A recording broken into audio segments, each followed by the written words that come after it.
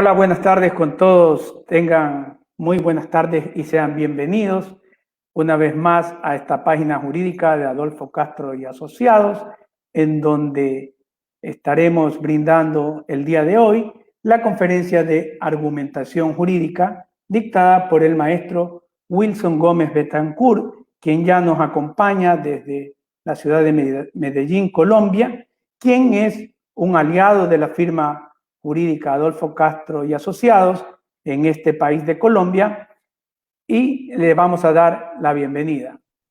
Profesor Wilson, muy buenas tardes. Buenas tardes, Adolfo, ¿cómo estás? De todas maneras, de antemano agradecerte la invitación que me haces a este espacio académico. Me parece muy importante lo que están haciendo en la firma. Gracias, profesor. Queremos saludar a Jairo Alcíbar, a Luis Moreira, a David Orozco, que se conectan ya con nosotros, a Eric Sornosa, a Roberto López, bienvenidos. Y el profesor Wilson es un litigante de muchos años de experiencia, es autor de varios libros, entre ellos uno que se denomina La argumentación jurídica mediante hipnosis conversacional, el mismo que gentilmente nos ha hecho llegar, y se lo daremos o se lo regalaremos a la persona que haga la pregunta más interesante respecto a lo de la charla. David Moreira me dice que no se escucha. No sé si alguien me confirma esto también, para una vez que, si me confirman por mensaje de texto o por mensaje de Messenger, comenzar con la plática con el profesional que nos acompaña hoy día, el doctor Wilson. Doctor Wilson, coménteme, ¿usted me escucha bien o no? Te escucho perfectamente. ¿Me escuchas vos a mí? Sí, perfectamente. Acá la producción me dice que estamos saliendo bien, en buenas condiciones. Bueno, doctor, muy buenas tardes una vez más, y queremos ilustrarnos de sus conocimientos, en base a los cuales usted ha escrito varios libros, y queremos preguntarle, ¿qué es lo que nos falta a los estudiantes cuando salen de la universidad y se encuentran ya con ese mundo que es el libre ejercicio y no pueden transmitir sus conocimientos, que muchos lo tienen, pero nos falta eso que a veces en muchas universidades no nos dan o no nos enseñan? Bueno, Adolfo, eso es como la pregunta del millón para empezar también una exposición de este tipo, porque precisamente la situación que se da en las universidades es que la argumentación, enseñar argumentación, prácticamente es algo como que se deja al olvido. La mayoría de los estudiantes salen luego de egresar de una universidad a afrontar un proceso penal o cualquier otro proceso que sea del sistema oral. Ahora ya vos sabes que la tendencia es lógicamente la oralidad, y se ven envueltos en muchos problemas porque jamás les enseñaron a hablar, no les enseñaron lógicamente a argumentar, y la finalidad que tiene la argumentación, que es persuadir. La mayoría de estas personas nunca les enseñaron qué era un silogismo, un entimema, una falacia, el análisis de la lógica, si el tipo es kinestésico, auditivo, visual, el etos, el patos, bueno, una infinidad de cosas que es el mundo de la argumentación, y que lógicamente cuando llegan allá se encuentran con un panorama completamente oscuro, en donde no saben ni siquiera hablar. Vemos en la academia, vos que fuiste profesor, yo también fui profesor, y uno se quedaba desconcertado en el sentido de ver tantas personas que salían, de pronto estos estudiantes salían a exponer cualquier tema académico, y era ese miedo, la glosofobia, el miedo a hablar en público. Incluso habían personas que tenían ya más problemas de los que uno normalmente ve. En las audiencias lo mismo. De hecho, esto fue lo que más me motivó a mí en el transcurso de, digámoslo así, del desarrollo como abogado penalista, de precisamente ver estos problemas que presentaban estos muchachos en las audiencias. egresados, recién salidos, su primer caso, y prácticamente era un suicidio laboral. ¿Por qué? Porque no sabían hablar, les daba miedo, se ponían nerviosos, bueno, una infinidad de cosas que lógicamente daban al traste con la pretensión que estaban buscando en la audiencia. Eso se presentaba constantemente y lógicamente eso llevó a que miráramos con más detalle qué es lo que está sucediendo acá y buscáramos lógicamente establecer cuál es el problema. Hace ya en el 2019 escribí con el doctor Giovanni Bosch un artículo para una revista acerca de la principal falencia en la enseñanza del derecho. Así lo titulamos. Y damos que la principal falencia en la enseñanza del derecho es la argumentación. No saben argumentar, no saben hablar, no saben transmitir las pretensiones, no saben persuadir. Eso es como lo fundamental en el campo de la educación. Y creo que no es solamente en Colombia, pues uno que ha tenido la oportunidad de salir y de exponer en diferentes universidades también y en diferentes congresos, que es algo, un sinónimo muy particular. No enseñan esto, no lo enseñan en las universidades, a pesar de tener unos maestros eh, tan, digámoslo, importantes desde Aristóteles, Perelman, Tolvin, Robert Alexis, hasta llegar al que considero yo, pues es un punto de vista muy personal, el que más se ha dedicado a este tema, que es el doctor Manuel Atienza. Doctor, Entonces es un punto. explíquenos un poco, usted ha comentado que muchos sufren de glosofobia. ¿Qué quiere decir con esto? Glosofobia es el miedo a hablar en público. Es ese miedo que la gente plasma, digámoslo, en aspectos físicos, sudoración, tartamudeo, digámoslo, ese nerviosismo que se ve. Una persona cuando tiene nerviosismo, por más que tenga el argumento más válido en una audiencia, no le van a creer. Lo que transmite es inseguridad. Es como aquellos profesores que vemos también en el largo de la academia, creo que nos ha tocado a todos el profesor que tiene mucho conocimiento sobre la materia, pero no puede transmitirlo. De hecho, ni siquiera mira a los estudiantes o se vuelve un manojo de nervios cuando está frente a ellos. Eso es una situación que es lógicamente de analizar, de tratar de mirar, porque no todas las personas han tenido como esos mismos problemas que lo llevan a tener esa situación de glosofobia.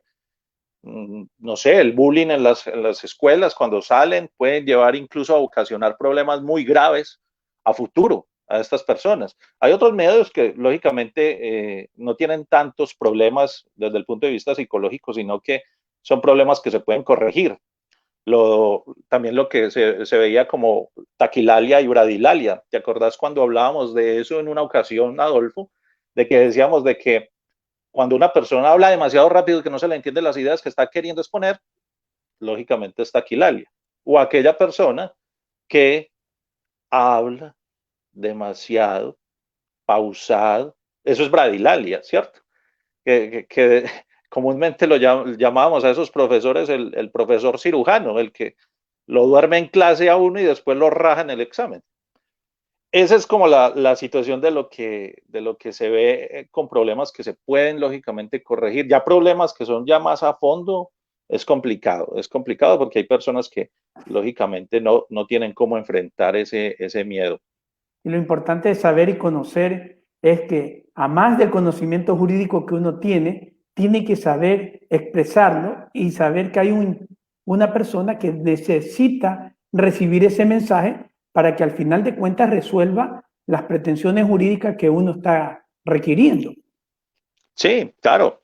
Yo por lo menos en la cuestión del el libro, ¿no? El libro de argumentación mediante hipnosis conversacional, se planteaba un método de las 3C, o sea, lo de concentración, confianza y capacitación, que es prácticamente lo que nosotros debemos de trabajar precisamente para eliminar esa glosofobia. Cuando uno habla de la capacitación, es como la práctica misma, el discurso, hacia dónde estamos plasmados nuestros argumentos. Eso va desde el tono de la voz, los silencios programados, los gestos. Bueno, eso tiene un mundo de cosas que nosotros tenemos que, lógicamente, capacitarnos frente a eso. La confianza de dominar el tema, ¿cierto? Hacer todo lo posible precisamente para tener claro qué es lo que nosotros vamos a explicar, ensayado y practicado. Y lógicamente eso de la concentración es que nada nos cambie ni nos ponga la atención en otras cosas, sino simplemente estar muy concentrados y muy dirigidos frente a lo que vamos a hacer. Si nosotros aplicamos tanto la concentración, la capacitación, vamos a llegar también a la confianza de que podemos hacerlo nosotros mismos podemos, somos capaces, porque hay personas que incluso en el momento de entrada ya se están negando a sí mismas. Yo no soy capaz de hablar en público, me da miedo hablar en público. Hay profesionales en Colombia, cuando cambió el sistema, que el sistema de nosotros era un sistema de ley 600 inquisitivo, pasamos al sistema acusatorio oral y hubo personas que dijeron, yo no soy capaz, no soy capaz, yo puedo escribir el argumento y todo lo demás, pero ya decirlo o hablarlo o tratar de persuadir al juez en el juicio, en las audiencias, no soy capaz. Y ahí venían pues los llamados suicidios laborales, en que uno mismo decía, no soy capaz y se daba la orden precisamente para esa situación. Bien, profesor, haciendo un resumen, una vez que yo venzo la glosofobia, una vez que yo sé hablar pausado y con las pausas que usted ha indicado, explíquenos qué debe tener un discurso para saber que estoy argumentando bien jurídicamente mis expresiones o mis pretensiones jurídicas hacia el juez. Bueno, normalmente se conocen varias partes, el exordio, que es la presentación de un discurso. Eso es muy importante, la situación del exordio. Para que me entiendan un poco a qué voy, es como un llamado de atención a esos receptores. El receptor directo de nosotros en un proceso es lógicamente el juez. Entonces es tener claro que ese juez nos preste la atención y ahí va la parte del exordio. Te lo pongo tan sencillo como esto, Adolfo. Cuando vos vas a un cine y muestran los avances de determinada película, muestran lo mejor, pues una presentación de eso. Y ahí es donde te motiva a vos saber si vas a ver o no vas a ver la película. Me gusta esta película. La película puede ser muy mala, pero en el momento en que te mostraron lo del principio, te llamó la atención. La mayoría de los exordios pueden estar en una frase, pueden estar incluso en una estadística, en una noticia, precisamente para llamar la atención de ese receptor directo que nosotros tenemos en este caso, que es el señor juez. Entonces eso es una situación bastante importante. En el núcleo ya viene lógicamente la argumentación como tal, lo que nosotros vamos a debatir, es decir, las pruebas, todo lo que son los medios de prueba, el contenido de los mismos, testimonial, documental, pericial, todas esas situaciones van determinadas en el núcleo. Y lo que pasó en el desarrollo, lógicamente, de determinada audiencia. Y la conclusión es la otra parte netamente importante porque es darle de una manera muy clara y muy concreta qué fue lo que se dijo en el punto del núcleo. La mayoría de los seres humanos entendemos mucho qué es el principio y cuál es el final. Y lógicamente todo discurso tiene que tener una pretensión. Si no hay una pretensión en el discurso, pues, ¿qué es lo que estamos haciendo? Hay muchas veces, hay abogados que se tiran unos discursos tremendos y el mismo juez tiene que decirle, bueno, pero ¿qué es lo que está pidiendo usted? O sea, se les olvida incluso señalar la petición frente a ese discurso que les llevó tanto tiempo. Bien, también dentro de los discursos y la argumentación hay personas que acostumbran a leer. ¿Está prohibido en la técnica leer o dar citas de ciertos artículos o leer textualmente un artículo? Yo diría que es dependiendo de qué es lo que estás leyendo. Pues lógicamente si vamos a leer una jurisprudencia o una doctrina, tenemos que ceñirnos a eso, abrir comillas y cerrar comillas. Lógicamente un dato que proviene de una fuente, pues vamos a hacer la misma situación. pero nuestro discurso, si nosotros queremos realmente, ¿cuál es la finalidad de nosotros como abogados? Persuadir, y persuadir está ganar. ¿Sí? No creo que a uno lo contraten precisamente para perder, no, la idea es ganar, y con esa situación de ganar tiene que ser muy persuasivo. Y frente a esa situación de ser muy persuasivo, si yo voy a leer, voy a perder todo el ambiente, ni siquiera me voy a dar cuenta de si el juez me está o no me está poniendo atención. Es una situación que es como cuando una persona te dice algo y ni siquiera te mira a los ojos y te dice directamente lo que está pensando, sino que esquiva la mirada, la baja. Es la misma situación que una persona que estuviera leyendo. O sea, realmente con la lectura se elimina mucha persuasión frente a lo que nosotros estamos buscando, que es la finalidad de ganar en un juicio, de persuadir al juez. ¿Qué es la argumentación paralela? Explíquenos un poco a todos los que están conectados ahora con nosotros en la página Adolfo Castro y Asociados. Decirle que esto no se está transmitiendo por nuestro canal de YouTube, sino va a ser el día de mañana colgado en esta plataforma. Explíquenos un poco lo que es la argumentación paralela. Bueno, la argumentación paralela es un problema que se presenta precisamente en muchos abogados. Por ejemplo, en una argumentación de una legalización de captura, sabemos muy bien que nuestro sistema, el sistema acusatorio, en la legalización de captura, tiene unos puntos claros para lógicamente abordar en nuestra argumentación, como es el caso de las 36 horas, por ejemplo, digamos, para ponerlo a disposición del juez de control de garantías, que se le hayan respetado sus derechos, y la captura fue por orden de autoridad competente o fue una captura en flagrancia. Bueno, todos esos puntos, pero hay otros aspectos en donde la fiscalía, y aquí quiero señalar cuál es ese proceso comunicativo que nosotros tenemos. El proceso comunicativo siempre es dialéctico, no retórico. ¿Por qué es un proceso comunicativo dialéctico? Porque siempre va a haber un proponente y un oponente. Y en el retórico siempre va a haber un proponente. Un ejemplo claro de esto es cuando yo estoy en clase y no tengo aquellos alumnos que en algún momento quieren por lo menos aportar ideas o no están de acuerdo con la idea que yo estoy señalando, que no los deja uno ni hablar, son proponentes, ¿cierto? Pero en el discurso ya de como abogado, siempre va a haber lógicamente un proponente y un oponente. La fiscalía puede determinar su argumentación frente a la legalización de captura, proponerle, lógicamente, que se llevaron todos los presupuestos al juez y nosotros tal vez oponernos a ese mismo argumento. Pero si nosotros no seguimos el argumento de la fiscalía, no lo atacamos, sino que simplemente lo que hacemos es irnos por otro lado, como pasaba en muchas audiencias que he estado. A ver, te digo la verdad, hay audiencias en donde yo he estado que regañan al abogado y le dicen, doctor, pero es que eso no tiene nada que ver con lo que se trata en una audiencia de legalización de captura, en una formulación de imputación o en una imposición de medida de aseguramiento. Eso no tiene nada que ver. ¿De qué está hablando usted? O se sale por las ramas. Eso es lo que nosotros llamamos argumentación paralela. La argumentación paralela no está acorde con el proceso comunicativo dialéctico.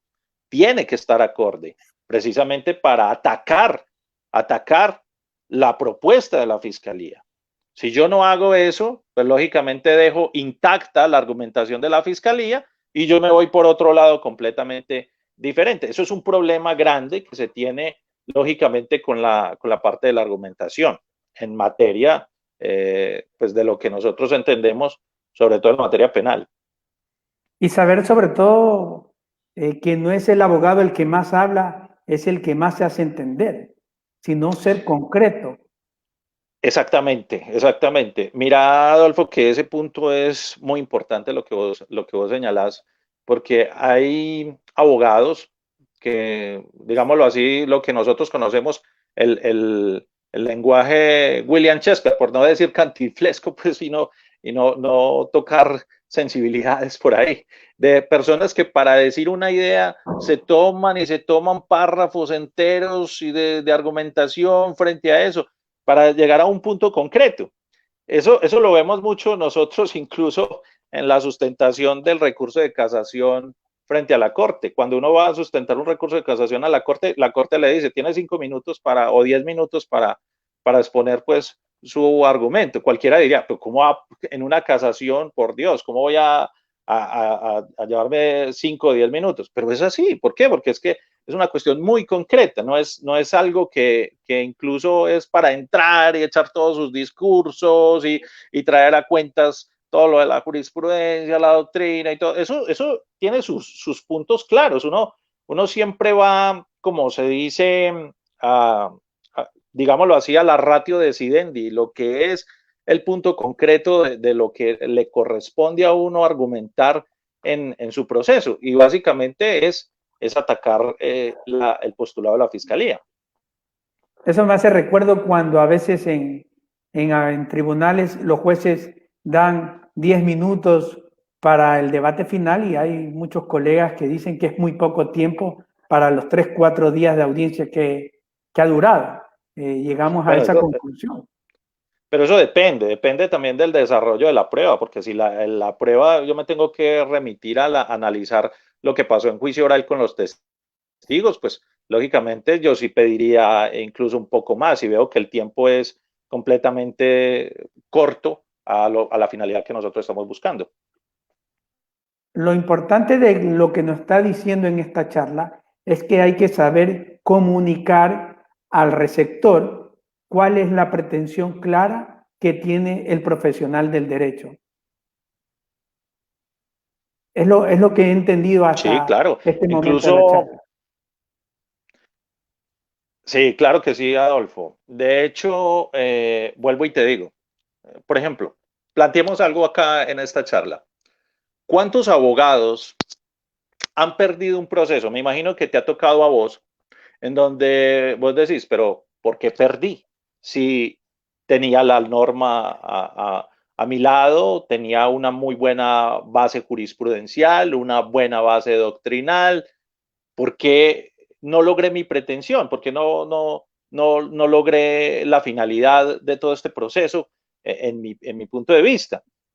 Ahí es donde mucha gente se ha preguntado, hombre, tengo compañeros que a lo largo de los años se dedicaron a otra área precisamente por esto, porque decían, hombre, ¿será que yo no sirvo para esto? ¿Será que yo realmente, es que tenía todo para ganar y no gané? No, el juez nunca me resolvió la pretensión. ¿Qué fue lo que pasó? ¿Por qué perdí?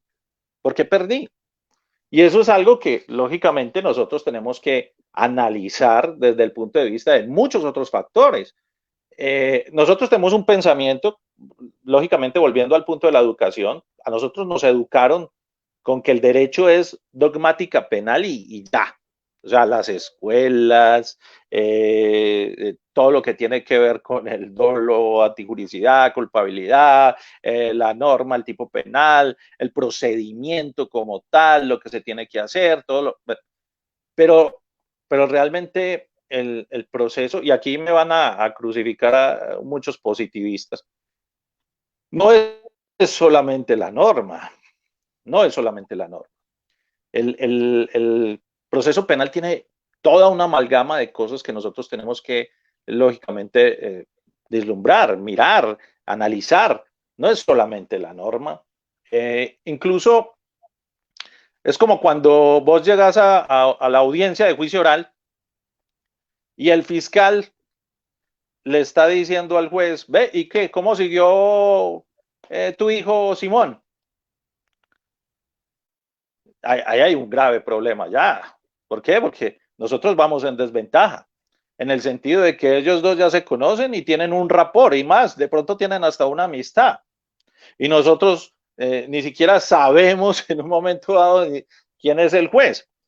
En la posición de nosotros frente a lo que significa eso es rapport, con penetración con el juez, eso está dentro de las claves que se dan precisamente en el libro, porque el libro, bueno, vos sabes, vos ya lo leíste, Adolfo, sabes muy bien que es un método que se puso en consideración de estudio. Primero fueron 5 casos que se tomaron para realizar la parte de argumentación mediante hipnosis conversacional, en los cuales tuvimos un resultado muy positivo, y los otros 5 casos donde no aplicamos la hipnosis conversacional, arrojando que lógicamente de los 5 donde aplicamos hipnosis conversacional ganamos los 5, y donde no la aplicamos solamente ganamos 2.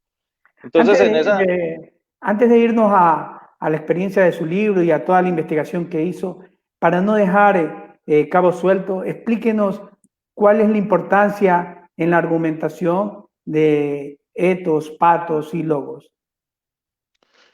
Ya. Lo que pasa es que eso es los postulados que se presentan frente a que logos es una argumentación. Cuando la argumentación está centrada en logos, es el estudio, lo que normalmente nosotros hacemos con un proceso, ¿cierto? Logos es estudio. Frente a que la argumentación sea planteada mediante patos, es pasiones, emociones, ¿sí? Que muchas veces creen que el juez solamente se va a ceñir al logos, al estudio de la norma, la jurisprudencia y para de contar. No, eso es como desconocer que una persona es un ser humano. Todas las personas se mueven por pasiones o emociones. Si no, por ejemplo, digamos en mi tierra, ¿cómo se explicaría que se matan por un equipo de fútbol, por una camiseta, se matan por un partido político, por una religión? Todo es de pasiones. La situación no es nada racional, como sería en la situación de el logos, y que lógicamente entraría la parte de la lógica y la razón. El etos es quien dice el discurso, quién es esa persona que dice el discurso.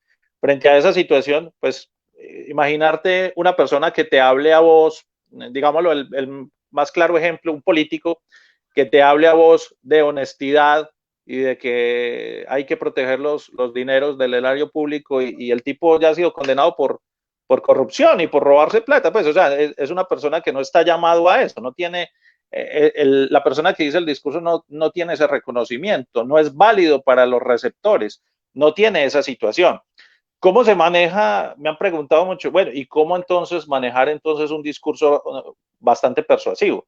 Pues un discurso bastante persuasivo tiene que tener incluso de los dos, logos y etos en mucha situación, y tratar de eliminar pues la parte pasional, aunque mucha gente la utiliza. La mayoría de los fiscales utilizan, cuando no tienen los discursos, utilizan la pasión. Por ejemplo, en el delito de narcotráfico, ¿cuántas veces hemos escuchado nosotros en audiencias de que es un delito que nos tiene en la cuerda floja, que es un delito que prácticamente pone en peligro a todos nuestros niños, nuestra juventud? Eso es pasiones, eso no es el caso concreto de la persona que está ahí siendo procesada. Entonces, todas esas situaciones, pues lógicamente emergen en lo que se va a desarrollar la parte del discurso. ¿Y cómo lo voy a decir? Si yo fuera, por ejemplo, vamos a decirles cuando ustedes utilizan el etos en la argumentación, la utilizamos cuando ¿qué? Cuando yo estoy citando la jurisprudencia, cuando estoy citando las altas cortes que ya se han pronunciado sobre ese aspecto. Ahí el juez inmediatamente dice, pero es que esto lo dice la corte, esto no lo dice el abogado, esto lo dice la corte. Y si nosotros entendemos muy bien eso, sabemos que los jueces le hacen mucho caso a la parte de la jurisprudencia. La doctrina también entra sobre ese punto de mirar a autores que han escrito sobre esos temas en especial, y les dan esa parte de esa importancia. Entonces, nosotros utilizamos constantemente el etos. ¿Cuándo utilizamos el logos? Pues cuando estamos desarrollando la parte de lo que pasó en el juicio oral, las pruebas, todo lo que dijeron los testigos, los peritos, la prueba documental. Bueno, todo eso entra en el estudio que hacemos nosotros del caso, y es en lo que nosotros realmente debemos de aportar. También porque a veces hay una confusión y viene por esa influencia norteamericana que vemos en videos, películas, cómo el abogado o el fiscal exponen más allá de los hechos que verdaderamente se está juzgando. Y tal vez la diferencia es porque en el sistema anglosajón, el jurado son personas que desconocen del derecho Exactamente. y a lo mejor las puedes con pasiones conmover. Pero acá, de México hasta Chile, son jueces que conocen del derecho y básicamente las pasiones no entran a jugar ningún rol. Ha tocado muchas veces ver en delitos sexuales como fiscales se exageran más allá o en asesinatos de lo que realmente se está juzgando. ¿Qué opinión tiene al respecto a esto, profesor? Que lógicamente si desconociéramos el patos en las argumentaciones, vuelvo y te digo, sería como desconocer la condición humana de nosotros. Mira que hay procesos en donde vos mismo lo estás diciendo, un proceso, por ejemplo, digamos, de acceso carnal violento con menor de 14 años, o un homicidio de una niña, muestran lógicamente las fotografías, el daño que le pudo ocasionar a la niña, lo trágico, pues, que la niña ya no duerme, no, o sea, exageran un poco también la situación de eso precisamente para venderle las pasiones. O por ejemplo, digamos, una persona, un homicidio bastante, digámoslo, fuerte en cuanto a cuando llegaron las primeras autoridades al momento de los hechos y tomaron las fotografías, unas fotografías bastante dicientes de cómo quedó el cadáver, una impresión, la sangre y todo lo demás. Fíjate cómo no puede, digámoslo, sugestionar en un momento dado eso a un juez desde el punto de vista de las pasiones. O un juez que tenga aquel tipo que le robó el celular y precisamente se identifique porque a su hija o a su hijo le robaron el celular la semana pasada. O sea, son cosas que de antemano entran a jugar un poco con la cuestión de las pasiones que tienen lógicamente los operadores jurídicos. Ahora sí, maestro, explíquenos cuál fue su investigación y de ese libro que gentilmente nos ha regalado para el final del programa obsequiarlo a uno de los asistentes de esta charla, la argumentación jurídica mediante hipnosis conversacional. ¿En qué se basó? ¿Cuál fue su experiencia? ¿Y qué resultados tuvo la investigación? Bueno, lo que pasa es que el nombre puede crear una sugestión. No estamos hablando de que argumentación jurídica mediante hipnosis conversacional es que voy a sacar el relojito y voy a poner aquí a hipnotizarlos o algo por el estilo. No, de eso realmente no se trata. Realmente el libro parte de una investigación que se hizo básicamente de lecturas que estuvimos haciendo en el momento. Básicamente también nosotros tomamos varios autores. Estoy hablando en plural, precisamente porque conté con la ayuda del litigante, el doctor César Ambriz, a quien le extiendo mi saludo, el doctor Vladimir Paucar Torres, César de México, Vladimir de Perú, y nos pusimos en la tarea, lógicamente, de mirar los procesos que nosotros habíamos llevado. Yo, por lo menos, durante estos 21 años de litigio, solamente en el área penal, mirando lógicamente lo que me pasó en la mayoría de las audiencias, ya que tengo todos los registros de esos procesos que se llevaron, analizando cuál fue el comportamiento del juez, cuál fue el comportamiento del fiscal, cuál fue el comportamiento de la bancada de la defensa cuando habíamos pluralidad de defensas y entendiendo lógicamente de que la argumentación tiene un recorrido muy vasto, desde autores desde Aristóteles, pasando por Theodor Biegman, Chay Perelman con la nueva argumentación, Tolmin, Stephen Tolmin, luego Robert Alexis, Neil McCormick, llegando lógicamente a Tienza. Es más, si nosotros, si quisieran los que están observándonos en este momento, tener un análisis de todo esto, basta uno mirar incluso las razones del derecho de Manuel Atienza, y ahí él hace un desprendimiento de muchas cosas. Ya toca es ir lógicamente a cada autor e investigarlo, analizarlo, para uno saber que la argumentación es, digámoslo así, la herramienta más fuerte para yo ganar los procesos. Entonces, teniendo ese estudio y analizando todos estos autores en su contexto, llegamos a un punto final del libro, precisamente, en donde es un método que experimentamos en las audiencias, lógicamente de manera muy responsable, porque lo que estamos haciendo era estudiar el caso en su profundidad para adoptar ciertas técnicas que tiene la hipnosis conversacional, el ritmo, el rapport, la duda ampliada, la técnica del 1, 2, 3, los silencios programados, los potencializadores, porque, o sea, son un montón de herramientas que se sacaron de ahí, señalando desde el primer momento de que uno no es el silogismo que nos acostumbraron de que premisa mayor, premisa menor y la conclusión. Premisa mayor, todo aquel que comete un delito debe ser castigado, ¿cierto? Que es la universalidad de supuestamente la premisa mayor. La premisa mayor siempre tiene que tener una universalidad. Premisa menor, Juan cometió un delito. Conclusión, Juan debe ser castigado. La premisa menor, la particularidad de la premisa menor y la conclusión de los dos. Pues entendemos que nosotros no argumentamos por medio de silogismos. Eso ya lo ha dicho cantidad de autores, desde el mismo Aristóteles, del mismo Atienza, señalando lógicamente Tarufo, señalando que nosotros no argumentamos mediante silogismos, sino mediante entimema, que es un silogismo incompleto.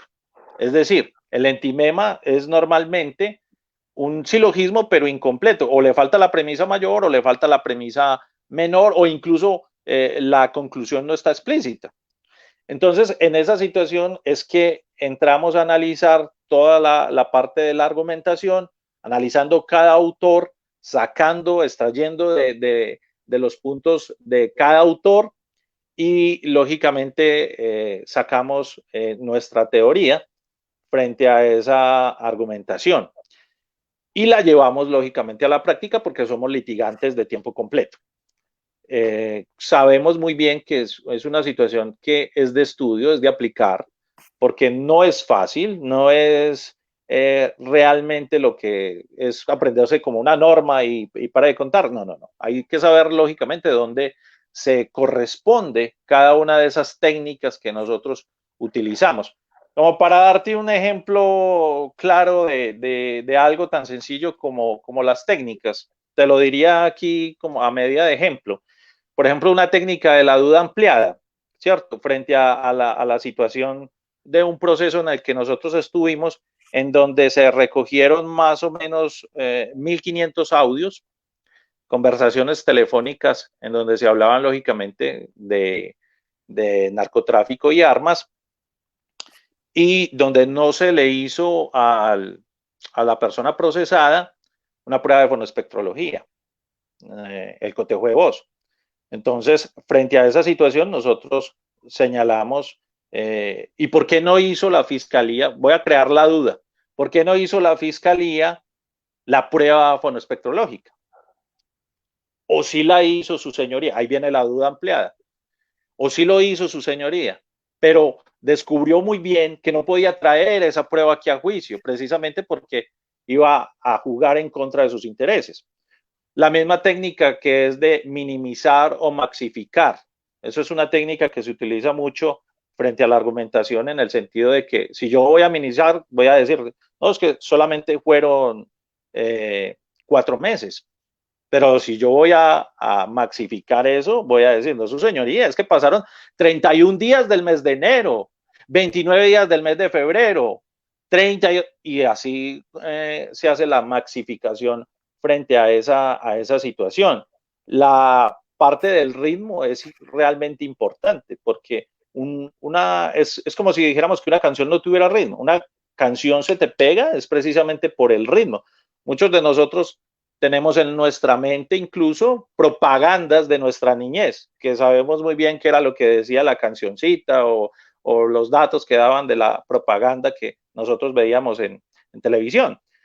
Y es por esa misma situación, el ritmo es importante, el ritmo es casi uno saber muy bien que no lo puede decir demasiado rápido ni demasiado lento. Hay que buscar, lógicamente, un nivel medio para esa situación y jugar con el ritmo, como si fuera un metrónomo en una canción, ¿cierto? El compás de esa situación.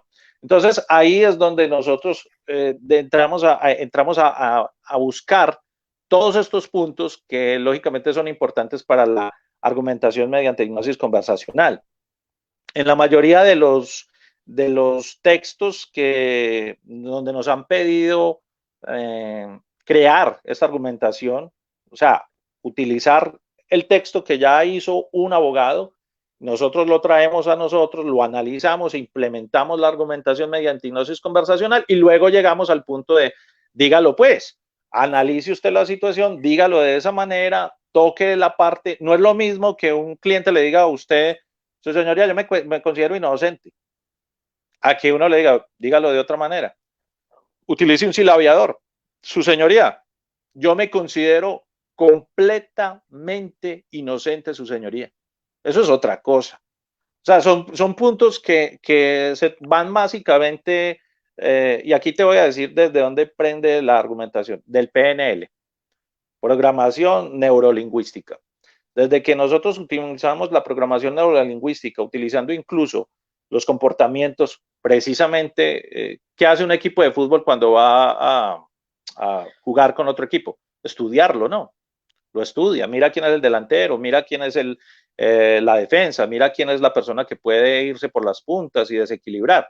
Desde esa misma razón, nosotros también tenemos que hacer esa misma situación, un estudio precisamente de los jueces, cómo toma las decisiones, en qué se basa, qué es lo que le corresponde, le da más prioridad incluso a la Corte Constitucional que a la Corte Suprema de Justicia, quiere argumentos concretos, no quiere, cosas como esas, que lógicamente dan una perspectiva completamente diferente a la visión que nosotros podemos tener en un juicio oral. Esa es como la situación básicamente, pero a lo que voy, Adolfo, es que realmente es un estudio que nos llevó más de 10 años, que hemos estado trabajando todavía, estamos trabajando fuertemente en esta propuesta, pero que ha marcado, digámoslo, para mi concepto y para mí, para la firma que nosotros lógicamente tenemos en Colombia, ha marcado parte de la clave del éxito que nosotros tenemos frente a los procesos penales que nosotros llevamos. Doctor Wilson, ¿algún consejo cuando usted en toda esta charla ha platicado algunos puntos importantes? Entre esos nos llega una pregunta por el mensaje de WhatsApp. ¿Qué hacer cuando el litigante se da cuenta que el juez y el fiscal tienen muy buena relación? ¿Cómo hacer para también él llegar con sus argumentos ante ese juez? Pues lógicamente hay que crear también su rapport. Nosotros también tendríamos que crear compenetración con ese juez y si lo hemos estudiado, tal vez sabemos también por dónde tocar. Lo que vos decís es que cuando llega una persona también al juicio, deben entender que la relación es de manera horizontal y no vertical. Voy a este punto a explicarlo. La mayoría de compañeros que yo he tenido a lo largo de estos 21 años han sido gente que incluso le dicen a uno, yo no voy a decirle eso al juez, yo no voy a pelear con él, es que después me lo encuentro en otro proceso y se va a desquitar, casi como el estudiante que le da miedo hablarle al profesor porque se va a ver reflejado en la nota. No, aquí la situación es que hay que analizar eso, o sea, el juez, el fiscal, el Ministerio Público, el abogado, todo debe mirarse desde la condición, desde el punto de vista horizontal. A mí me están pagando para defender. ¿Quién me interesa a mí que realmente quede contento con mi trabajo? No el juez, no, el cliente. Es que el cliente puede llegar en un momento a decir, hombre, ese man me defendió allá, el tipo me defendió allá en juicio como un berraco. Sí, fue muy buena la defensa. El juez no te va a decir, ay, no, pues es que no está haciendo su trabajo. No, no. Aquí tenemos que empezar a mirar, a sacudir esas rodillas de los que se arrodillan ante un juez y un fiscal, con todo respeto, lo estoy diciendo con todo respeto porque tampoco es para llegar allá a ser altanero o diga, arrogante, no, con todo respeto, defender los derechos de nuestro cliente, ¿sí? Pero desde una mirada horizontal. Él es abogado como yo soy abogado. El fiscal es abogado como yo soy abogado. No desde ese punto vertical, mirándolo por allá en su estado, no, yo no le puedo ni siquiera, hay abogados en audiencias en donde uno dice, pero ¿por qué no le dijiste ese argumento? Era muy bueno. Es que me da pena, es que de pronto dicen que aquí no se podía hablar de eso.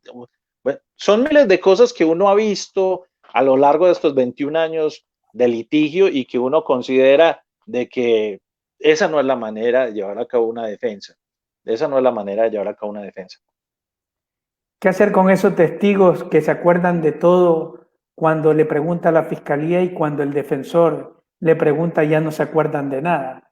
También el libro, y usted nos ha enseñado mucho de cómo actuar en esos momentos.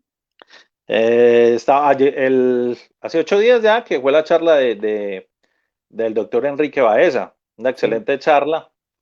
Eh, Recuerdo un poco cuando ustedes estuvieron en Colombia, cuando eso estaba dando los cursos en CESCUL, que ahí fue donde nos conocimos, que les decía yo a ustedes que la mayoría de las preguntas cuando uno se las hace, sobre todo los que son testigos de acreditación, incluso policía judicial, que uno siempre les pregunta, no me acuerdo, y se habían acordado de todo, como dicen por ahí el chiste. El policía judicial o los testigos de la fiscalía se acuerdan hasta de lo que fue, lo que comieron en la primera comunión, pero con nosotros no se acuerdan de absolutamente nada. En ese sentido, lo que uno siempre dice, no recuerda, y la pregunta siguiente es, ¿qué necesita para recordar? ¿Sí? Porque la mayoría de los policías tienen que haber hecho los informes de policía, y ahí es donde ya entra la situación de ¿qué necesita para recordar? El informe. Listo, ya vamos entonces con la situación ya para, lógicamente, si su finalidad es impugnar credibilidad o refrescar memoria. Que en este momento tengo que decirte, como estamos con la virtualidad, no hay nada más tedioso que esa situación. Te cuento, Adolfo, que esto es bastante complicado porque uno tiene que estar pendiente de que no se congele la imagen del testigo, de que si voy a impugnar o refrescar memoria, impugnar credibilidad, tengo que, lógicamente, crear un grupo de WhatsApp, mandar la foto del documento, crear el grupo de WhatsApp, lógicamente, con el fiscal, el testigo y usted. Porque si no lo haces de esa manera, pues lógicamente, si lo mandas al juez, lo estás contaminando. Entonces, se manda eso, decirle, señor testigo, ya le llegó el documento, verifique que, y volver con la autenticación, qué es eso, por qué lo reconoce. Bueno, todas esas situaciones frente a la situación que se vuelven súper tediosas, porque precisamente nosotros no sabemos si antes al frente del testigo le están mostrando indicándole qué decir o qué hacer frente a todas estas situaciones. Es muy complicado. Realmente esta virtualidad para un juicio oral es muy complicado. Se cae la señal, de un momento a otro el fiscal, el testigo que lo tenemos ya a punto en el contrainterrogatorio con una respuesta cerrada que estamos esperando, diga sí o no, vio usted tal, y de un momento a otro se cae la señal. Y quedamos todos, como se dice, y aquí qué hacemos pues, y volver otra vez a retomar y todo eso. Realmente la virtualidad ha sido un problema muy grande para nosotros en lo que respecta a lo que es los juicios orales. Este programa está diseñado para que dure 1 hora, por lo que redes sociales no... La gente luego de eso pierde un poco el interés en ciertos temas.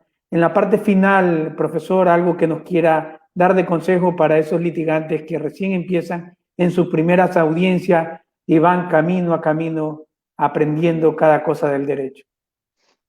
Bueno, primero, de pronto este consejo no se ve muy reflejado en tu país, porque conozco Ecuador, conocí Puerto Viejo, Manta, Chone, Jipijapa, incluso un saludo para todos los que conocimos por allá, los amigos de Ecuador. Ustedes tienen una situación de violencia muy diferente a la de nosotros. Y aquí la mayoría de los abogados jóvenes se meten en muchos problemas. De pronto por buscar precisamente el dinero o algo por el estilo, toman procesos los cuales no están capacitados para llevar porque no tienen la experiencia, porque no tienen el bagaje para esto, porque como te lo dije desde el principio, no es solamente la norma, no es saber la norma y el procedimiento, no, esto tiene muchos otros matices. Entonces, frente a esa situación, es complicado que un abogado que si no se siente capaz de afrontar ese proceso, sobre todo los procesos penales, porque estás jugando con la libertad de una persona, con la vida misma de esa persona, y a su vez se está arrastrando a toda la familia, porque esto involucra a todas las familias. Y es una situación bastante complicada y eso es lo que uno ve. En mi país veo muchas veces abogados que no están calificados para esto, llevar ciertas audiencias, las cuales les puede traer problemas, incluso han asesinado abogados por esa situación en mi país, que la violencia es muy diferente a la de ustedes. ¿Cuál es el consejo que les doy lógicamente a los abogados que apenas están empezando? Realmente capacitarse, capacitarse. Si le gusta esto, si le gusta esta profesión y sobre todo el área de penal, capacitarse, leer, estudiar, ver audiencias, analizar lo que han hecho otros, respetar el bagaje de ciertos abogados que ya han pasado, como se dice, por las 1001 batallas frente a esa situación y que les pueden garantizar una capacitación bastante importante para su crecimiento y su desarrollo profesional. Eso es lo fundamental, porque meterse en estos cuentos es muy delicado. Por lo menos en mi país es muy delicado toda esta situación. Saludos para todos los que nos están siguiendo, para Márgara Arteaga, para Carlos Enrique Flores, para Machita Rodríguez, que nos ve desde Guayaquil, para la colega Yester Laurentina Suárez, para la doctora María Eugenia Vallejo, para el abogado Mauro Monserrate. Nos llega una pregunta por Messenger. Nuestro amigo Miguel Pérez dice, ¿qué debe evitar el abogado al exponer su argumentación ante el juez? Perdón, no te escuché bien. ¿Qué debe Okay. ¿Qué debe evitar el abogado al exponer su argumentación? Evitar. Al exponer. ¿Qué debe evitar? Evitar. Sí. El abogado. Evitar. Evitar. No hacer. ¿Qué no debe hacer el abogado en su argumentación ante el juez? Pues lógicamente lo que debe evitar es llegar con pruebas falsas, documentos que no le van a servir para su pretensión. Todo abogado tiene que tener un norte. Ese norte, ¿quién me lo da? Al principio me lo empiezan a dar desde el momento en que me hacen la formulación de imputación y me dicen por qué cargo me están procesando. Luego eso se desarrolla mucho mejor en la acusación cuando me transmiten todos los elementos materiales probatorios, la evidencia física, la información legalmente obtenida.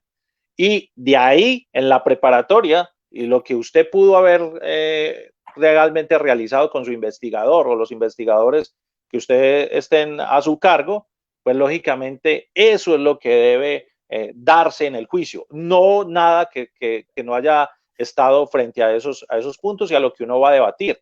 Evitar, lógicamente, que su argumentación sea paralela, que sea una argumentación que no ataque a la fiscalía, sino que sea algo que va simplemente por su línea. Tener ese norte con cada uno de los testigos, evitar que llegara a un contrainterrogatorio cuando son los testigos de la fiscalía, ya sabemos que interroga la fiscalía, contrainterroga el defensor, evitar no tener el plan por parte de temas, no es llevar las preguntas elaboradas, no, los temas con los cuales voy a buscar mi objetivo frente a ese testigo, eso lo tengo que tener claro. Si yo no tengo claro eso, es mejor entonces ni siquiera contrainterrogar. O sea, no preparó bien su proceso. Usted tiene que saberlo estudiar y se estudia lógicamente con los mismos elementos de la fiscalía para nosotros controvertirlos. Y, por ejemplo, digamos en la preparación de los testigos deben de prepararse, señalarle muy claro qué fue lo que dijo usted a la fiscalía y cómo precisamente lo puede atacar la fiscalía frente a lo que ya señaló, sobre todo con testigos que han dado 2 o 3 declaraciones o entrevistas. Eso es fundamental. Hay que evitar la improvisación, improvisar en juicio. Eso es lo peor que puede haber. ¿Por qué? Porque precisamente eso demuestra la falta del abogado, el profesionalismo frente a lo que significa un proceso penal. Hace poco, incluso en el Facebook traigo a colación esto porque me llamó mucho la atención. Ustedes conocen el problema que ha venido presentando acá con el expresidente Álvaro Uribe, y me decían que me pronunciara sobre eso, que dijera si la medida de aseguramiento era arbitraria por parte de la Corte o no. Yo les dije, no puedo pronunciarme ni para bien ni para mal, porque es que no tengo argumentos con los cuales analizar la providencia que sacó la Corte, no la he leído. Soy consciente de eso, no la he leído, no tengo esos argumentos. Y alguien decía, es que no es necesario leer, incluso lo que sacó la Corte son más de 1500 páginas.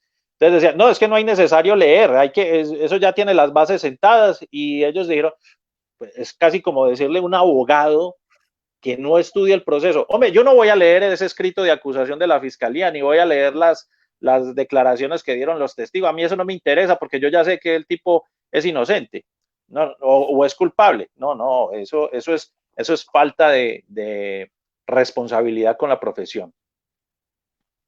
En la parte final queremos saludar a Miguel Pérez, que nos ha seguido desde el distrito, desde el DF, desde México. También nos ha seguido desde Chile, David Orozco desde Colombia, Margaret Arteaga, el doctor Enrique Baeza también ha estado conectado con nosotros, y a todos y cada uno de los países que han seguido esta transmisión, desde Bolivia, desde Perú. Muchas gracias por seguir la página Adolfo Castro y Asociados. Todos los sábados a las 5 de la tarde tendremos un encuentro con temas del derecho en su integralidad, sea penal, civil, laboral o trámites notariales. Gracias, doctor. En la parte final, Margaret Arteaga, también te hemos saludado. En la parte final queremos desearle que se encuentre bien en este tiempo de pandemia. Un saludo a su esposa y le dejo la audiencia para que se despida. Sí, muchas gracias. Vuelvo otra vez y te reitero, Adolfo, gracias por esta invitación. Gracias a todos los que me aguantaron durante esta horita ahí, la cantaletica y todo lo demás. Pues lo hago con mucho cariño, y vos sabes que, ¿qué más quisiera yo que vivir en Ecuador, por allá en Puerto Viejo? Que me parece, los envidios, tengo una envidia de la buena, pues, de la forma como viven ustedes y la tranquilidad que representa Puerto Viejo, pues a comparación de mi ciudad, que la quiero también mucho, pero hay que reconocer pues la situación en la cual nosotros también vivimos.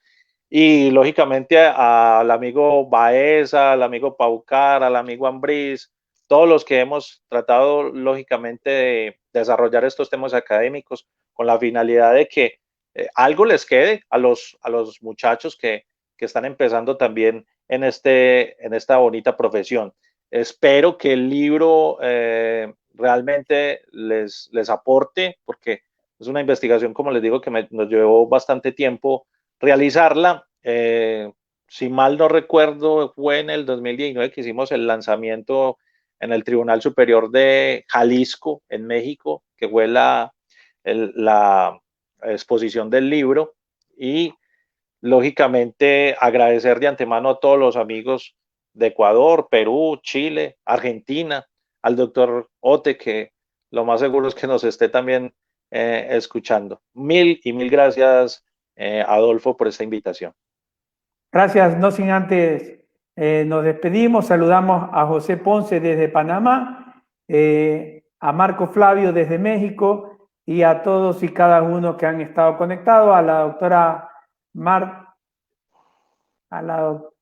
no me quiero despedirme sin despedir a la doctora Marta Macías Barresueta, quien es la directora académica de la Facultad de Derecho de la Universidad Técnica de Manabí, y a todos y cada uno de ustedes. Recuerden seguir nuestra página jurídica, darle me gusta a la página de Facebook, así como también a nuestro canal de YouTube. Será hasta el próximo sábado, y no lo olviden que el día miércoles a las 8 de la noche tendremos un conversatorio más en esta página Adolfo Castro y Asociados.